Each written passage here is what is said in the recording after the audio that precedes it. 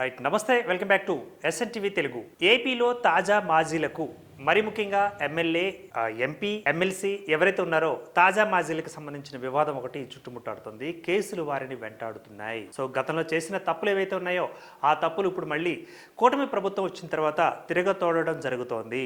So ఈ కేసుల వివాదం అనేది వారిని వెన్నంటి భయాందోళనకు గురి చేస్తుంది. ఎవరు ఏ కేసులు ఎప్పుడు పిలుస్తారో, మరి ఎట్లా ఎవరెవరు ఉన్నారో అన్న అంశం మీద కూడా మొత్తానికి భయాందోళన పరిస్తుంది. మొత్తం మీద ఏపీలోని తాజా మాజీలను వెంటాడుతున్న వివాదాలంటూ సోషల్ మీడియా వేదికగా మనకు మొత్తానికి వైరల్ అవుతున్న అంశం.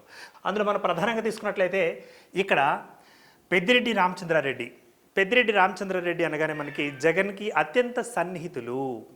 సో సేమ్ సామాజిక వర్గం అయినప్పటికీ కూడా సేమ్ మరి చుట్టరేఖం ఉందా లేదన్న విషయం మనకి సపరేట్. సో ఇక్కడ అత్యంత సన్నిహితులుగా లిస్టులో ప్రధానమైన వ్యక్తిగా ఉన్నవారు మనకి పెద్దిరెడ్డి రామచంద్రారెడ్డి గారు. వీరు ఇక్కడ మదనపల్లి ఫైల్స్ దహనం కేసు, అంటే ఆ కేసుని సంబంధించిన ఆరోపణలు ఎదుర్కొంటున్నారు, అదే విచారణ ఎదుర్కొంటున్నారు. మొత్తానికి పోలీస్ స్టేషన్ చుట్టూ కూడా తిరుగుతున్నారు. ఇందులో నిషేధిత భూముల జాబితా తయారు చేసేటప్పుడు అక్రమాలకు పాల్పడ్డారు అన్నది ఆయన మీద వినిపిస్తున్న అభియోగం. సో జగన్ గారికి అత్యంత సన్నిహితుడైన పెద్దిరెడ్డి రామచంద్రారెడ్డి గారు ఇప్పుడు వివాదాల నడుమ ఉన్న పరిస్థితి మనం చూస్తున్నాం. కేసులు ఆయన చుట్టూ మొత్తం చుట్టుకుంటున్నాయి. ఇక రెండోది వచ్చేసి మనకి వైజాగ్ మాజీ ఎంపీ, సో మనకు తెలిసిన వ్యక్తే ఎంవివి సత్యనారాయణ గారు. వీరు ఎంవివి ఫ్యామిలీని మరి అప్పట్లో, అంటే గత ప్రభుత్వం హయాంలో మరి కిడ్నాప్ చేసినట్లుగా, లేకపోతే అందరికి బెదిరింపులకు దిగినట్లుగా, మరి వాళ్ళందరూ కూడా డిమాండ్ చేసినట్లుగా అప్పట్లో ఆరోపణలు అనేవి ఆ ప్రభుత్వ హయాంలో, జగన్ గారి యొక్క ప్రభుత్వ హయాంలో దుమారం లేచిన విషయం మనకు తెలిసిందే. ఇప్పుడు మళ్ళీ ఆ కేసుని తిరగదోడడం జరుగుతోంది. కూటమి ప్రభుత్వం వచ్చిన తర్వాత అధికారంలో ఉన్నవారు, అధికారంలో లేనివారు, మొత్తం ఎవరెవరైతే ఉన్నారో అక్రమార్కుల మీద గట్టి ఉక్కుపాదం పెట్టేందుకు సిద్ధపడుతున్న పరిస్థితి. అందులో ఎంవివి సత్యనారాయణ కిడ్నాప్ కేసు ఏదైతే ఉందో గతంలో, దానికి సంబంధించిన కేసు కూడా రీఓపెన్ చేయడం జరుగుతుంది. ఇప్పుడు ఆ కేసు కూడా ఆయన ఎదుర్కోవడం జరుగుతుంది. ఇది ఒక రెండో అంశంగా తీసుకోవచ్చు.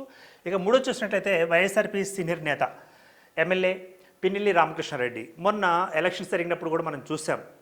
ఈవీఎం మెషిన్స్ ధ్వంసం చేసే క్రమంలో వేరే అడ్డుకున్న వాళ్ళని హత్యాయత్నాన్ని కూడా మరి పాల్పడడం, ఇవన్నీ మనం చూసాం. అప్పట్లో వైరల్గా ఆ యొక్క అంశం రావడం జరిగింది.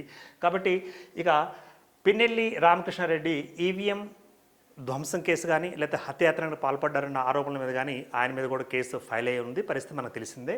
ఆయన కూడా మొత్తానికి ఇప్పుడు నెల్లూరు జిల్లాకు సంబంధించిన ఆ జైలులో రిమాండ్ ఖైదీగా మరి అక్కడ శిక్షను అనుభవిస్తున్న పరిస్థితి. ఇంకా కొత్త కేసులు కూడా వస్తున్నాయన్న పరిస్థితి మనం చూస్తున్నాం. అది వైఎస్ఆర్సీపీ సీనియర్ నేత ఎమ్మెల్యే పిన్నెల్లి రామకృష్ణారెడ్డి. ఆయనకు మరొక చూసినట్లయితే కొడాలి నాని.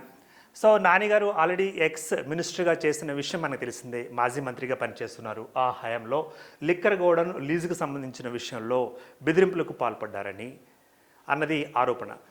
ఇప్పుడు ఆ కేసు కూడా ఒకసారి తెరపైకి రావడం జరిగింది.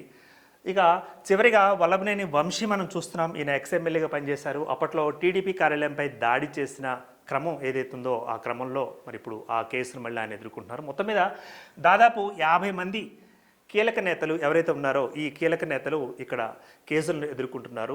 వివాదాల నడుమ ముందుకు వెళుతున్నారు. ఎప్పుడు ఏం జరుగుతుంది అన్నది అక్కడ చెప్పలేని పరిస్థితి. ఎప్పుడు ఎవరిని అరెస్ట్ చేస్తారు, ఎప్పుడు ఎవరి మీద ఆల్రెడీ అరెస్ట్ అయ్యి రిమాండ్లో ఉన్న వారి మీద కూడా కొత్త కేసులు పెరిగే అవకాశం ఉందా అన్న అంశం మీద మొత్తానికి కూటమి ప్రభుత్వం ప్రారంభమైన తర్వాత కేసులు ఏవైతే ఉన్నాయో, అక్రమార్కులు ఎవరైతే ఉన్నారో, అక్రమ కేసులు ఎవరైతే ఉన్నారో, లేకపోతే ఆల్రెడీ క్లోజ్ కాని కేసులు ఏవైతే ఉన్నాయో, అదేవిధంగా గతంలో వీరి నాయకుల మీద, వీరి పార్టీలకు సంబంధించిన నేతల మీద దాడులకు పాల్పడి ఉన్నారో వారందరి కేసులు కూడా తీయడం జరుగుతుంది. మొత్తానికి ఏం జరగబోతుందన్నది మనం వేచి చూద్దాం.